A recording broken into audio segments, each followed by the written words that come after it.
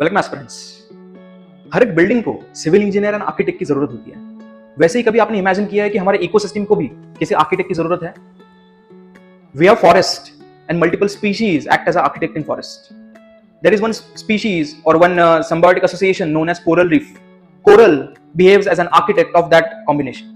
On the same line, इसी के basis के ऊपर जो हमारा अफ्रीकन रिवर्स है उनमें एक आर्किटेक्ट प्रेजेंट होता है और उस आर्किटेक्ट का नाम है hippopotamus. Hippopotamus is also known as ecological engineers when it comes to the aquatic ecosystem or when it comes to the wetland ecosystem. Hippopotamus human के नजरिए से देखे जाए तो वो बहुत एक lazy animal, fat and slowly moving animal लगता है. बट ह्यूमन का नजरिया अलग है. Nature looks that hippopotamus from a very different perspective. For nature that hippopotamus is very important for its functions. Hippopotamus दिन के 16 घंटे पानी में ही रहता है, इसलिए हिंदी में उसका नाम है दरियाई घोड़ा.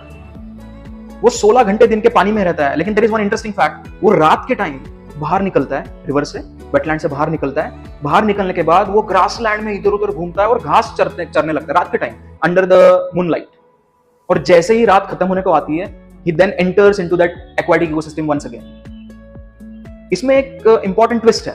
वो जब बाहर जाता है और बाहर से जब फिर से लैंड से वो वाटर में आता है, वो लैंड में जितने भी न्यूट्रिएंट्स है वो उस न्यूट्रिएंट को वाटर में लेके आता है. Don't you think it is a cyclicity of nutrients? जैसे वो न्यूट्रिएंट वाटर और एक्वाटिक इकोसिस्टम में लेके आता है, उस न्यूट्रिएंट, उस माइक्रो ऑर्गेनिजम्स के ऊपर थ्राइव करते हैं अलगी. अलगी के ऊपर थ्राइव करते हैं छोटे छोटे फिश. छोटे छोटे फिश के ऊपर थ्राइव करते हैं बड़े बड़े फिश, लार्ज फिश. एंड छोटे फिश के ऊपर और थ्राइव करते हैं birds. Don't you think just because of one hippopotamus, complete food web is balanced? And that's why hippopotamus is termed as architect of African rivers. It is also termed as ecological engineers of African rivers, because hippopotamus balances the nutrient cycle. But there is other side to it. Nature believes in balance. In Colombia, the number of hippopotamus has increased immensely and rapidly, and that balance in that wetland ecosystem has disappeared. And because of that, the increasing number of hippopotamus has led to the decreasing dissolved oxygen which is present in the wetland ecosystem.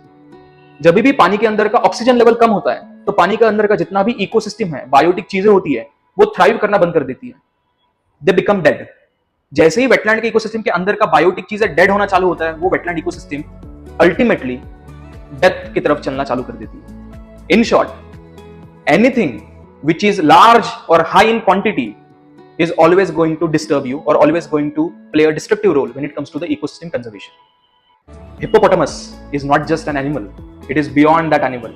It is the true architect and true ecological engineer when it comes to African rivers.